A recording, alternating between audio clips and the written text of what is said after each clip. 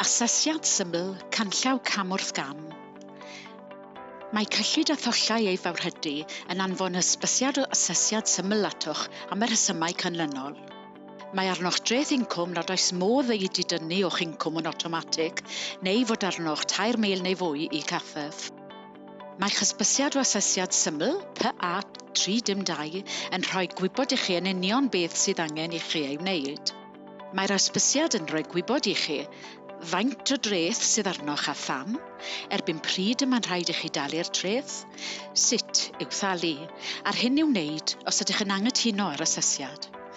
Os yw'r dyddiad ar eich hysbysiad o asesiad syml cyn yr unfed ar 10 o fis Hydref, mae'n rhaid i chi dalu'r swm sydd arnoch erbyn yr unfed ar 10 o Ionawr y flwyddyn ganlynol. Os yw'r dyddiad ar yr hysbysiad ar neu ar ôl yr unfed ar 10 o fis Hydref, mae'n rhaid i chi dalu'r swm sydd arnach cyn pen 3 mis. Gallwch gael help os na allwch dalu'ch bil treth mewn pryd.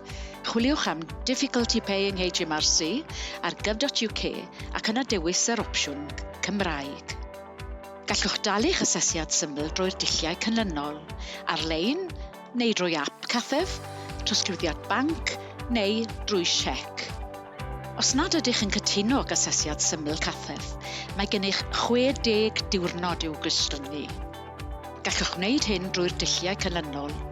Gallwch ffonio CThEF ar 0300 200 1900 neu ysgrifennu atom yn y cyfeiriad canlynol Gwasanaeth Gwsmeriaid Cymraeg CThEF BX9 1ST.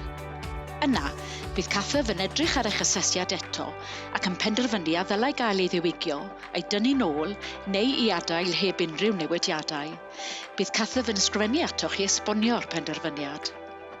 Ni ddylech gael llythyr asesiad syml os ydych wedi cofrestru ar gyfer hunan asesiad.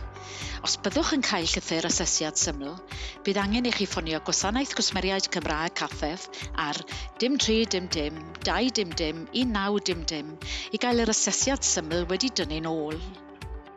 Os oes arnoch dreth o log banc neu o log Cymdeithas Adeiladu, efallai y cewch 2 lythyr asesiad syml yn ystod yr un flwyddyn dreth. Os bydd hyn yn digwydd, bydd yr ail lythyr yn dangos cyfanswm y dreth sydd arnoch am y flwyddyn, gan gynnwys y swm a nodwyd yn eich llythyr cyntaf, hyd yn oed os ydych eisoes wedi dalu. Felly, i gyfrifo'r hyn sydd arnoch, ddylech ddidynnu unrhyw beth rydych eisoes wedi dalu o'r swm yn yr ail lythyr. Ffynhonnell o incwm sy'n drathadwy yw pensiwn y wladwriaeth, ond yn groes i bensiwn preifat, ni chaiff treth ei didynnu wrth y ffynhonnell. Rydym wedi cael gwybodaeth ynglŷn â'ch pensiwn y wladwriaeth yn uniongyrchol gan yr adran gwaith a phensiynnau. Does dim angen i chi gysylltu â ni i wirio os oes gennych dreth i'w thalu. Os oes arnoch dreth ar eich pensiwn y wladwriaeth, nad oes modd ei chasglu'n awtomatig, byddwn yn anfon hysbysiad o asesiad syml atoch. Mae yna offeri'n ddefnyddiol ar gov.uk sy'n gallu eich helpu i wirio a oes rhaid i chi dalu dreth ar eich pensiwn yn y wladwriaeth.